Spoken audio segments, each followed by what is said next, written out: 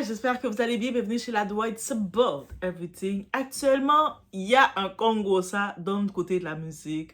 Une collaboration s'est faite entre deux femmes qu'on aime bien. Une femme du Mali, franco-malienne, et une femme de la Jamaïque, caribéenne, qu'ils ont fait, comment dirais-je, une collaboration. Mais finalement, semblerait-il qu'il y a eu une mauvaise communication d'un côté ou de l'autre. Ça s'est pas très bien passé.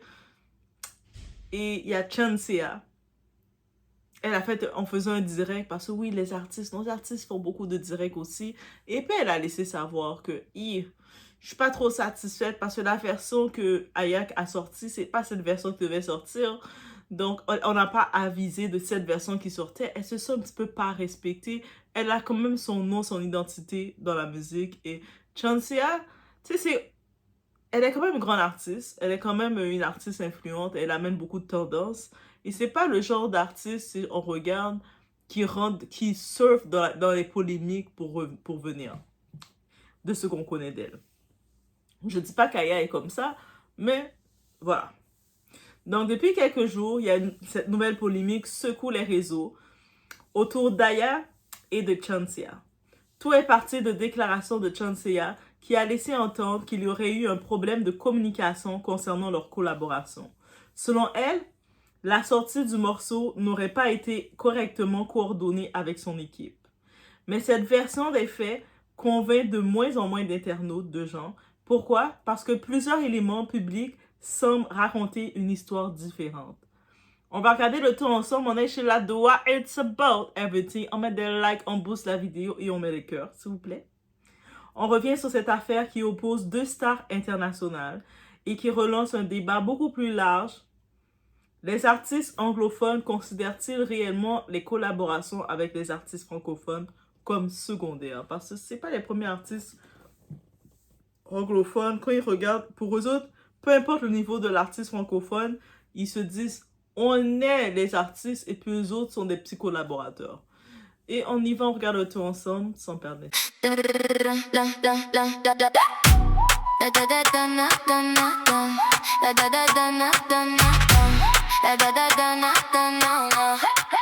La Doua TV baby, j'ouvre la porte, tu viens. Tout ce qu'on vit, tout ce qu'on aime, dans la poche, dans le matin. Viens avec nous aujourd'hui. Tu vas voir, tu vas sentir. On dit vrai, on dit fort. Et la nuit veut revenir. La Doua TV, la Doua TV. It's about. Happy with it? Okay, let me just at least try to redo the whole verse. I redo the verse in like 30 minutes to an hour. Rewrote a whole entire verse and sent it in. And that's how that song even got released. What is this moi? Sorry guys, I don't speak French. My bad. Whenever I do a collab and you don't see me promote it, it's because 9 out of 10 times, I don't know when the song is. Donc, ici, on parle problème de communication. Chancia explique qu'il y aurait eu un manque de communication autour de la sortie du titre. Donc, elle a fait un direct pour en parler. Parce qu'on sait, de ce côté, Aya, son équipe, elle, le monde peut dire tout ce qu'il veut d'elle. Elle ne parle pas. Donc, les seules fois au début, elle faisait des petites réponses sur les réseaux sociaux, sur Twitter, par exemple. Mais elle le fait de moins en moins des réponses. Elle parle plus. Elle a compris que peu importe ce qu'elle dit, elle va toujours se faire attaquer de tous les côtés. Donc, elle parle plus, elle va dans le studio et puis elle sort des musiques. Donc, elle a commencé à comprendre. Bravo, Aya.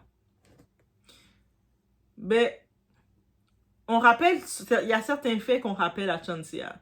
Avant même la sortie officielle du son, Chancia avait partagé des éléments liés au morceau sur ses réseaux sociaux. Elle avait fait des statuts, des stories. Elle avait même lancé les photos promotionnelles pour dire voici le son qui arrive avec Aya. Avant même la sortie du son. Je pense qu'elle avait même, avant Aya, elle avait déjà sorti la promotion. Pourtant, techniquement, c'est la chanson d'Aya et elle est en collaboration, elle fait du featuring. Mais elle avait quand même sorti les éléments. Donc, maintenant, je comprends plus. Le visuel du single avait déjà circulé avant. Aya Nakamura l'avait identifié dans certaines publications. Et puis Aya, quand elle faisait ses publications, elle identifiait, c'est-à-dire qu'elle est au courant pour dire « Hey, on est ensemble, tag, je te tag. » You know?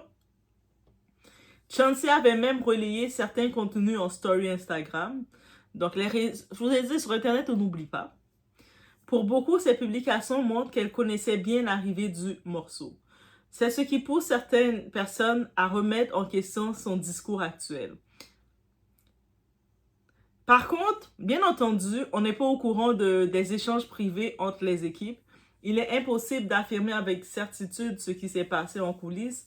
Les informations publiques permettent de constater des incohérences. Nous, on voit juste des incohérences. Elle nous dit, je n'étais pas au courant, ils l'ont sorti sans m'aviser, mes équipes n'étaient pas au courant. Mais nous, comme public, on voit qu'il y avait beaucoup de statuts de fait. On s'attendait à quelque chose, on voit que tu étais tagué. Donc, on voit les incohérences de ce que tu nous dis maintenant et de ce qu'on a vu. Voilà. Et c'est ça qu'on perçoit, nous, comme public. Donc, par contre, on ne peut pas mettre la responsabilité plus sur une ou sur l'autre, on comprend. Maintenant, l'autre question qui me titille, pourquoi vouloir régler ça publiquement?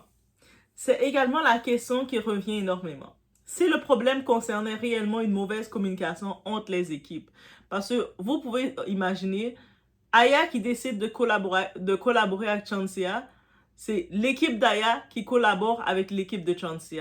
Et puis les deux s'accordent ensemble. Ensuite, les deux filles, elles font hi, hi. Et puis on entend leur voix. C'est souvent comme ça ces collaborations se font.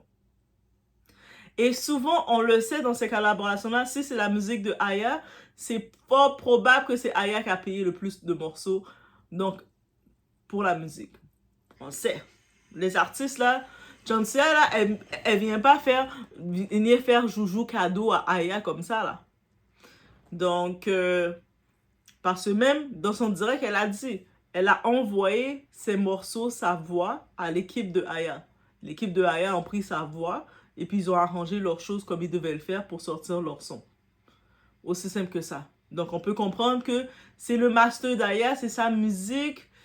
C'est elle qui paye aussi, donc elle décide, ok, finalement, on va le lancer maintenant ou on attend. C'est un petit peu elle qui le décide.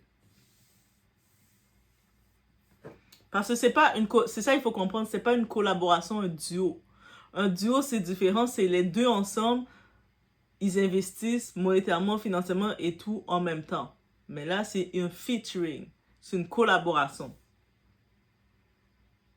Et là, on se dit, pourquoi cet échange-là se retrouve? Je sais que le désir de vouloir tout partager en direct, mais pourquoi cette information-là, elle doit se retrouver au moment que vous lancez un son, deux femmes qu'on aime bien, on aime autant Chauncey, on aime autant Aya, deux femmes qu'on aurait envie de danser leur son, pourquoi ça se retrouve en embrouille sur les réseaux? C'est dommage. Parce que l'échange aurait pu se faire directement entre vous, ou avec les maisons de disques concernées. Pour certains, cette sortie publique ressemble davantage à une stratégie de communication qu'à une simple incompréhension. D'autres estiment au contraire qu'un artiste a le droit de s'exprimer son ressenti publiquement. Je comprends qu'un artiste a le droit de s'exprimer publiquement, mais c'est comme en affaire. Business is business. Là, les artistes, ils sont plus, c'est plus question qu'ils parlent. Moi, je t'ai vu dans une soirée, tu m'as pas salué, tu m'as pas calculé et j'essaie de m'exprimer. C'est pas ça. C'est des business qu'ils ont réglés, contrats qui ont été signés entre eux, c'est du business. Donc, business, c'est pas tous les détails de business que tu exposes de tout. Et ça, c'est dommage.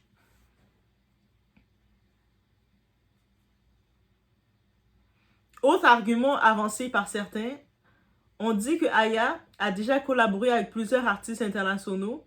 Des exemples souvent cités incluent Kali Uchis, Jayo ou encore Skepta. Dans plusieurs de ces collaborations, la promotion avait bien été faite avant et après la sortie. Cela pousse certains observateurs à se demander pourquoi cette collaboration-ci aurait été gérée de façon totalement différente. Parce que c'est ça le succès d'Aya. Aya, quand elle nous lance quelque chose, elle commence à faire des singles, des petits previews, des photos pour dire un nouveau son arrive. Avant, elle commence à nous préparer le public avant et après. Mais là, maintenant, à cause qu'elle est avec Shenseea, elle doit tout changer son marketing. Là encore, sans accès aux échanges entre les équipes, cette comparaison ne permet pas d'établir les faits non plus, mais on peut juste partager ça. Le vrai débat, il dépasse Shenseea. Au-delà de cette polémique, beaucoup parlent d'un problème plus profond.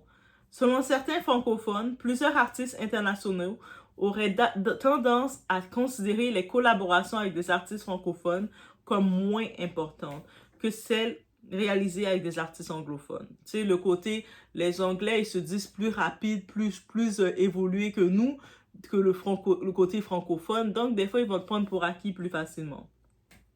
Et ça, c'est un fait, là, de culture. Dans cette vision, certains feats seront perçus davantage comme des services rendus que comme de véritables partenariats artistiques. Donc, ça serait même possible que dans la tête de Shenseea, elle a rendu service à la petite chanteuse francophone. Je l'ai rendu service et puis elle me met pas à l'honneur. Moi, j'ai rendu service à cette petite française-là qui chante blablabla, qui chante Jaja toute la journée. Bref.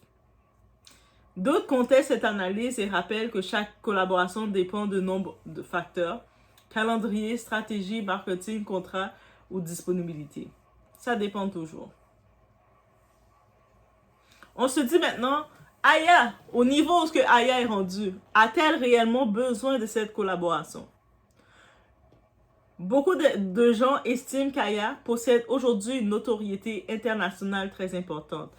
Elle est même rendue d'or là. Elle disque d'or aux États-Unis avec le son Jaja. Les Américains, ils adorent le son Jaja. Eux autres sont encore dans Jaja là. Ils sont pas encore rendus dans le nouvel album. Ils sont encore Jaja. Jaja est rendu numéro 1. Juste platinum là. D'affaires disque d'or là. Il est rendu disque d'or aux États-Unis. Juste pour vous dire. Son succès dépasse largement les frontières françaises. De son côté, Shenseea bénéficie également d'une carrière internationale, notamment dans les scènes dancehall et reggae, avec plusieurs collaborations remarquées. On se rappelle la plus belle publicité que Shenseea avait reçue à une époque, c'est quand le prince Harry lui-même en personne disait « Moi, quand je suis dans mes émotions, la musique que j'écoute, que je peux pas me passer, c'est la musique de Shenseea. » Et ça avait fait un boost. Et moi, je pensais qu'elle aurait joué sur ce boost-là. Mais des fois, on vous donne tellement des fleurs, on vous met tellement le plateau rempli de fruits devant vous que vous cherchez la complication. Le prince Harry t'avait donné une collaboration. T'avait donné le fruit. En plus, c'est dans l'époque, il sortait, il parlait de sa famille, tout ça. Il était dans le buzz. Et puis, t'avais donné plus de buzz. Mais bref, je sais pas, l'équipe de Shenseea, ils étaient en train de manger de oxtail. Peut-être ils étaient en train de manger et puis ils étaient concentrés. Ils ont pas remarqué. Aussi, c'est possible. Cette polémique montre une fois de plus que dans l'industrie musicale actuelle, la communication est presque aussi importante que la musique elle-même, sinon si ce n'est pas plus. Sans connaître les discussions privées entre les équipes, il est difficile de désigner un responsable. En revanche, une chose est certaine, cette affaire a relancé le débat sur la place des artistes francophones dans les collaborations internationales et sur la manière dont elles sont perçues. Et maintenant, vous en pensez quoi de tout ça? Pensez-vous qu'il s'agit réellement d'un problème de communication ou estimez-vous que cette polémique aurait dû rester privée? Let me know what you think dans les commentaires. C'est à vous de jouer. On se retrouve aux prochaines vidéos, guys. La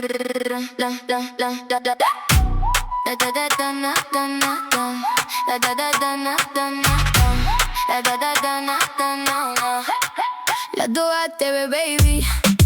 J'ouvre la porte, tu viens. Tout ce qu'on vit, tout ce qu'on aime. Dans la poche, dans le matin. Viens avec nous aujourd'hui. Tu vas voir, tu vas sentir. On dit vrai, on dit fort. Et la nuit veut revenir. La Doha TV, la Doha TV. It's about everything. La Doha TV, la Doha TV. Viens avec nous aujourd'hui. La Doha TV, la Doha TV. C'est loud, come with me. La Doha TV, la Doha TV. Tout est là, viens avec nous. Un regard, un plan, un défi. Des rires dans la cuisine.